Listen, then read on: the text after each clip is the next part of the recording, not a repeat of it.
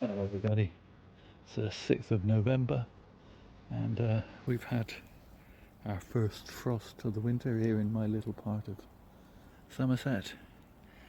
New bench is built, second new bench is built, and I thought I'd give you a quick glimpse.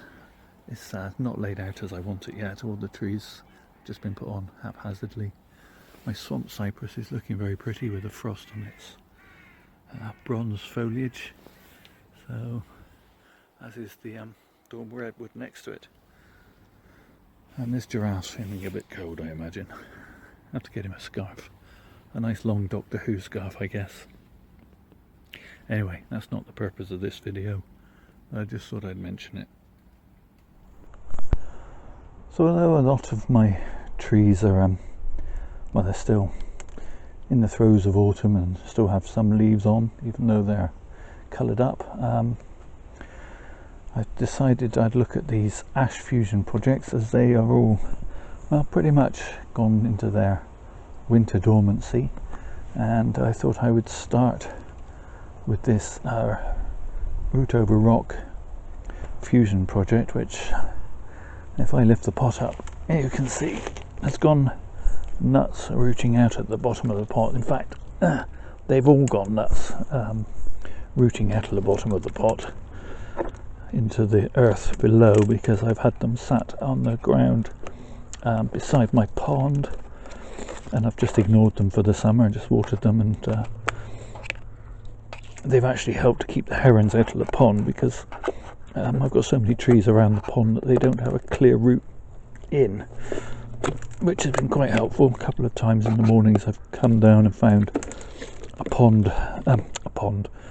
found a heron sort of wandering around the pond trying to get in, because they don't actually land in the water, they prefer to land at the side of the water and wade in, apparently.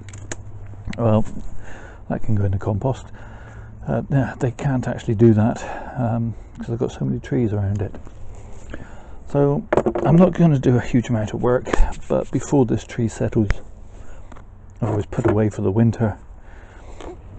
And when I say put away, I mean just put to the side, and it will fend, as they always do, reasonably well here in the southwest of the UK. I'm going to trim back a few pieces that I really don't want, and I know are just going to be a nuisance for the future, so I'm going to take out some of these little side shoots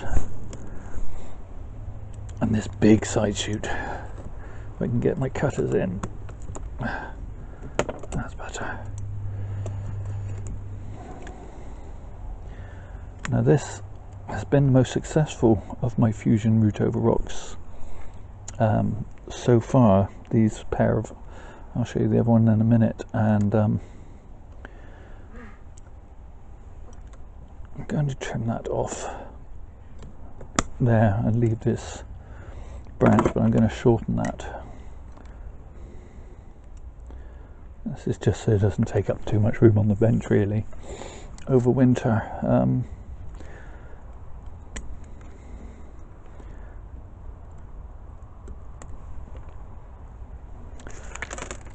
Yes, quite a number of these root over rock projects haven't gripped the rock as well as I would have liked, but this one is actually pretty much doing it already. I'm going to leave one of these shoots, not the other, and these will be sacrifice branches.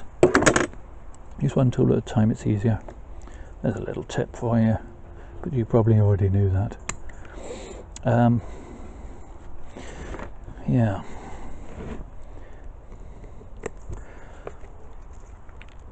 There's a couple here that are kind of interfering with each other. I'm just going to remove both of them.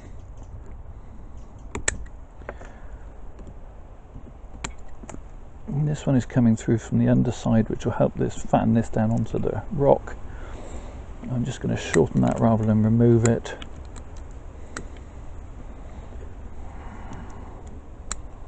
This piece is again doing the same job, but I'm just going to shorten that back. And I'm going to remove that piece. And then here at the top,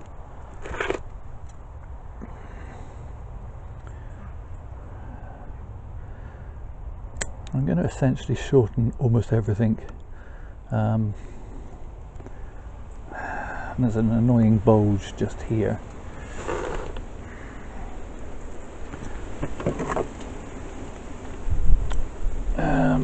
Dare I?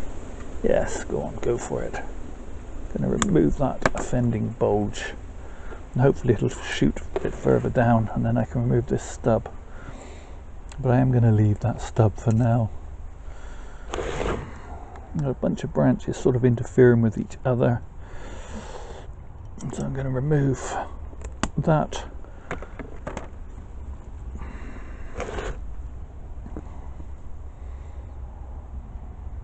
Those two pieces might fuse. I'm going to shorten that to there, that to there.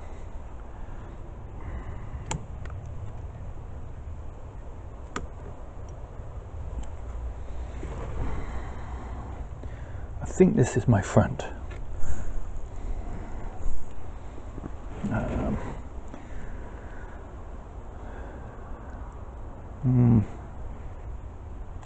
I'm entirely unsure of which is going to be my front at the moment. So I have a dead piece here.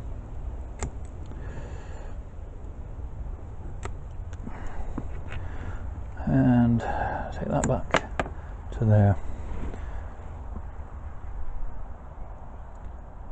Yeah, that'll do for now.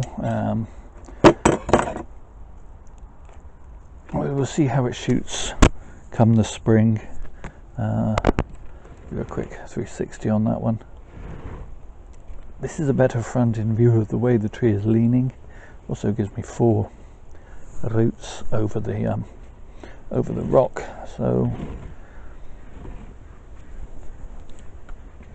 yeah, we'll see how it goes.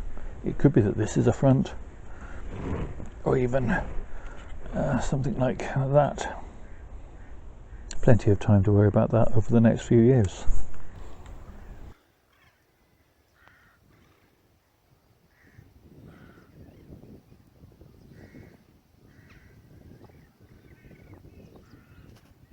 Okay, so this one has really gone to town, thrown its roots out of the bottom of the pot.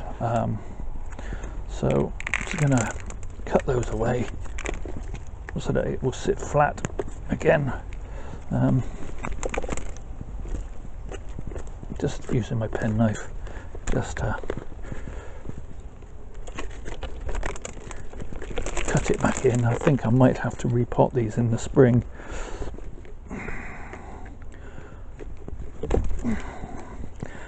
Or I might leave them for another year to use this root mass in the pot to fuel some top growth. Yeah, a lot of root out at the bottom.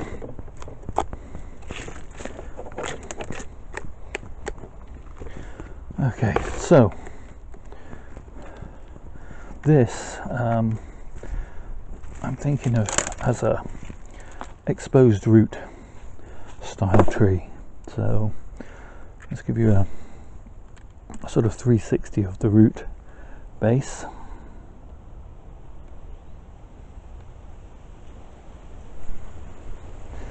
Sort of tree that's lived on a floodplain perhaps, and subsequent floodings have eroded soil underneath it, leading to this kind of tent arrangement, almost like a child's den in the woods.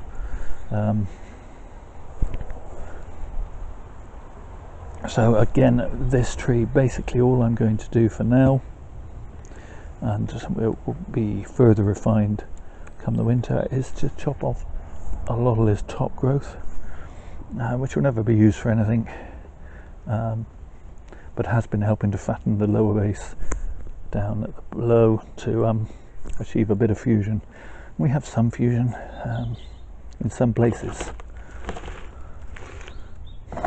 So again, I'm just going to remove some of this unwanted stuff. I might keep this as a branch, shorten that. This is kind of going nowhere, so I'm going to remove that.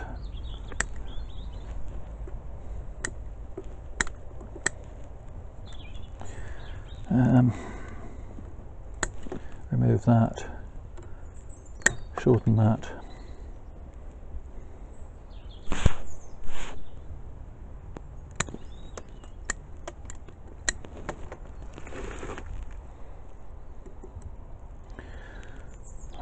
Could leave that as a kind of sacrifice which will help fill in this gap here. So yeah, I was going to leave that as a dead piece. Remove those.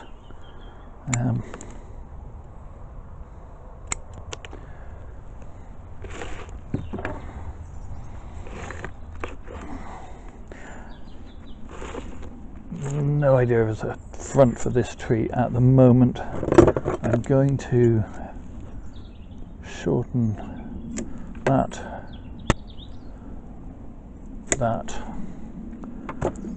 I really don't like this terrible bulge just here.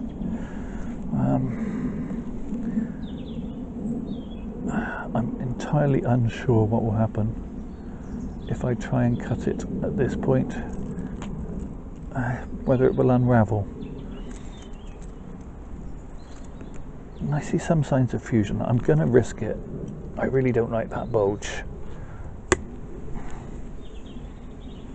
Well, no unravelling. That's a good sign. Take that out of there. Shorten that.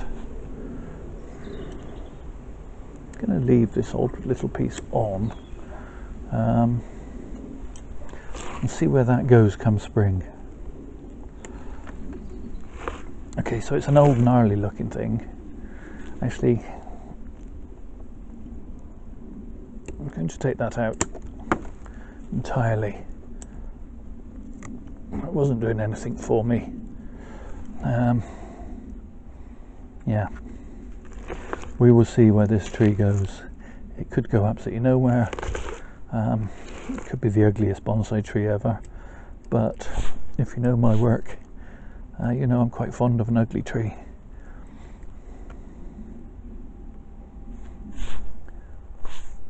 I think there are 4 trees in this particular series, but I'm going to do it in 2 parts. So I'm going to end the video here and come back to the other 2 trees in the next video. So thank you all for watching in these awful times back in lockdown here in the UK. Please take care of yourselves, stay safe.